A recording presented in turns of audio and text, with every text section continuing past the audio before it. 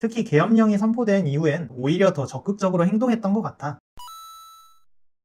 안녕하세요. 신혼부부 재테크 꿀팁을 다루고 있는 짬부부예요. 무릎에 사서 어깨에 팔아라 라는 말이 있듯이 많은 분들이 내 집 마련할 때 저점을 잡고 싶어 하실 거예요. 오늘은 가장 집을 사기 좋은 시기를 쉽게 판단할 수 있는 방법에 대해서 얘기해 보려고 합니다. 그리고 저희가 이 방법을 실제로 적용해서 왜 하필 계엄령이 터지고 대통령 탄핵 이야기가 나오던 어수선한 시기에 아파트를 매매했는지 알려드릴게요.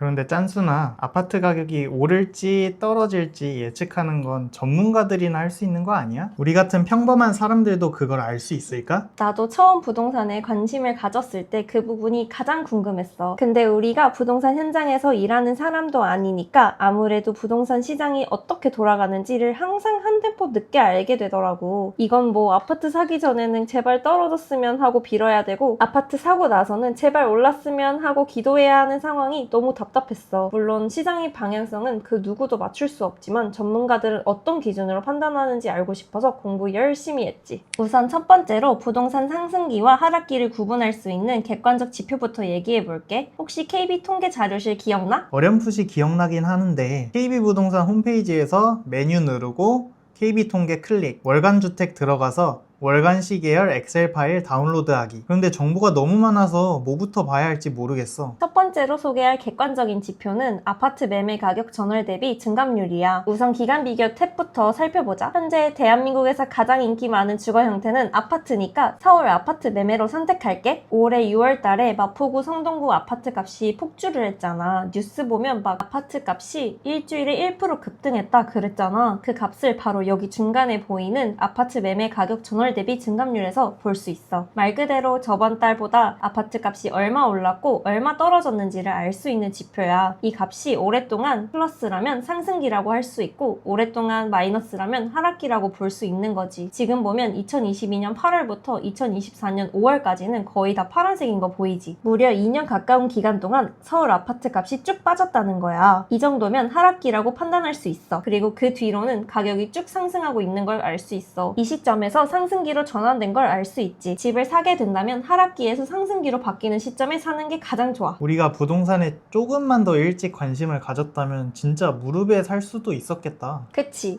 나도 아파트를 사기 전에는 무릎에 사야지, 최저가에 사서 최고가에 꼭 팔아야지 이런 욕심이 있었어. 근데 적당히 허리 정도에만 사도 아니면 배꼽 정도에서만 사도 충분히 성공적인 투자라는 생각이 들더라고. 그런데 이 엑셀 파일 진짜 유용하다. 이렇게 방구석에서 전국의 부동산 분위기를 알 수 있는 게 너무 신기해. 혹시 집 사기 좋은 시기를 판단할 수 있는 또 다른 지표가 있어? 당연하지. 이 엑셀 파일만 보더라도 정말 많은 지표들이 있거든? 근데 우리가 중요하게 봤던 지표 중 하나라서 소개해봤어. 사실 부동산 시장을 예측하기 위해 봤다기보다는 지금 사도 될까?에 대한 불안한 마음을 잠재우기 위한 객관적 근거 중 하나로 봤던 것 같아. 다음으로는 인간의 심리와 관련된 주관적 지표에 대해서 얘기해볼게. 바로 매수 우위 지수인데 이 통계는 부동산 사장님들께 요즘 매도자가 많은지 매수자가 많은지에 대해서 직접 설문조사해서 집계한 거야. 매수 우위 지수가 100을 초과할수록 매수자가 많은 거고 100 미만일수록 매도자가 많은 것을 의미해. 집을 사려는 매수자 입장에서는 살려는 사람보다 팔려는 사람이 많을수록 가격 협상이 유리할 거야. 매도자가 많으니까 가격을 안 깎아준다면 다른 판매자한테 가면 되는 거잖아. 반대로 살려는 사람이 더 많으면 판매자는 가격을 계속 올리겠다. 매수자들 사이에서 경쟁이 붙어서 더 비싸게 사겠다는 사람이 계속 나올 테니까. 정답이야.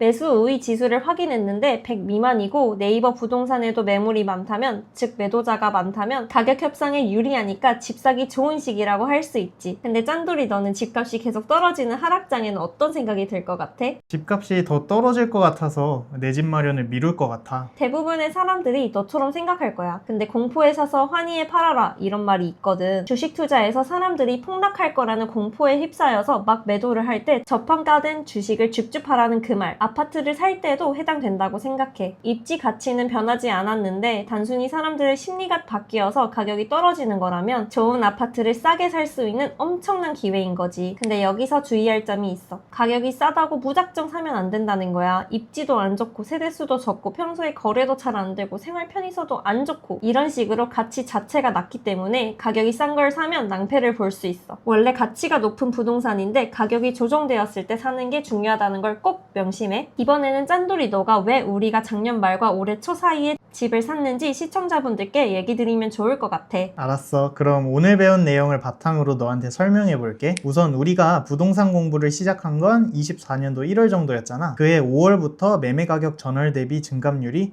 플러스로 전환되었고 상승세가 계속 지속되었지. 그래서 우리는 상승기 초입이라고 판단했어. 동잣돈이 모이는 대로 집을 사기 위해서 신혼집도 전세가 아니라 보증금이 적은 월세를 살면서 가용 현금을 최대한 모아뒀지. 그리고 매수 우위 지수도 낮은 시기였어. 임장을 다니면서도 매물은 많은데 사려는 사람이 적다는 게 체감이 되더라고. 부동산 사장님을 통해서 매도자랑 가격 협상도 잘 되던 시기였잖아. 특히 계엄령이 선포된 이후엔 정치적으로 불안했기 때문에 부동산에 대한 사람들의 관심이 멀어졌고, 그래서 우린 역발상 전략으로 오히려 더 적극적으로 행동했던 것 같아. 정치적 불안이 해소된 올해 6월엔 말 그대로 집값이 폭등을 했었고 매수 우위 지수도 치솟았어. 초심자의 행운도 있어서 상승기에 초입을 잘 잡았던 것 같아. 맞아. 초심자의 행운도 있었어. 근데 있잖아. 나는 우리 영상을 시청하는 구독자분들이 단기적인 상승률에 목숨 걸지 않고 길게 보고 가치 있는 곳에 내 집 마련을 하셨으면 좋겠어.